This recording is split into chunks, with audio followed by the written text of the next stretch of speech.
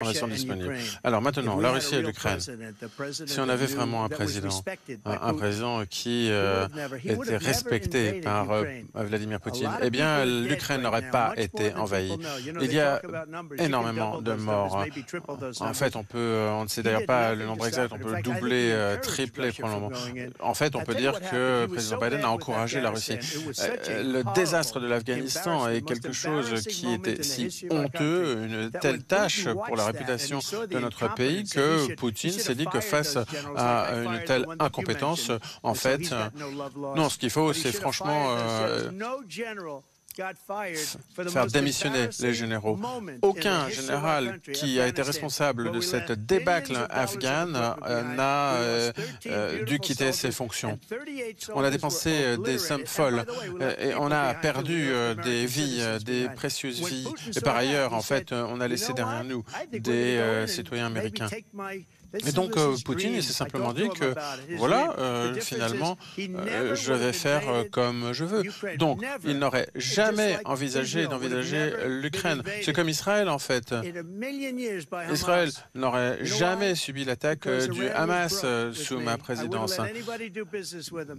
Parce que, en fait, j'aurais asséché leurs finances et, en fait, il n'y aurait pas eu d'argent pour faire pour mener ce genre d'action terroriste. C'est d'ailleurs pour cela qu'il n'y a pas eu d'action terroriste sous mon gouvernement, alors que là, c'est des incendies qui se déclenchent partout. Président Biden.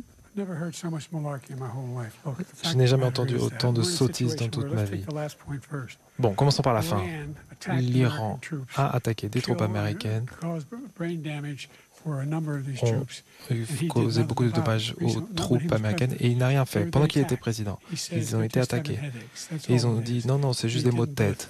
Il n'a rien fait quand ils nous ont attaqués. Deuxièmement, nous avons rapatrié 100 000 Américains que nous avons sortis d'Afghanistan. Troisièmement, nous sommes dans une situation où, si vous regardez ce qu'a fait Trump en Ukraine, il a dit « fais ce que tu veux, fais ce que tu veux » à Poutine. Et c'est exactement ce qu'a fait Trump. Fais ce que tu veux. Et c'est ce qu'il a fait. Il a dit qu'il prendrait Kiev en 5 jours. L'ancienne URSS, qui voulait récupérer Kiev. Et il n'a pas fait du tout ça. Il n'a jamais réussi à prendre Kiev. Et ils ont perdu des milliers de troupes. Je vous remercie. Président Trump, je voudrais revenir vers vous, mais je souhaiterais revenir sur ma question de départ. Est-ce que les conditions de Poutine vous semblent acceptables? Non, les conditions de M. Poutine ne sont pas acceptables. Mais, en fait, cette guerre n'aurait jamais dû commencer. En fait, 200 milliards de dollars ont été donnés à l'Ukraine, ou plus. C'est quand même beaucoup d'argent. Je ne pense pas d'ailleurs qu'il y ait d'efforts comparables dans notre histoire. À chaque fois que Zelensky se rend aux États-Unis, en fait, il repart avec 60 millions de dollars. Donc, je ne me moque pas du président ukrainien.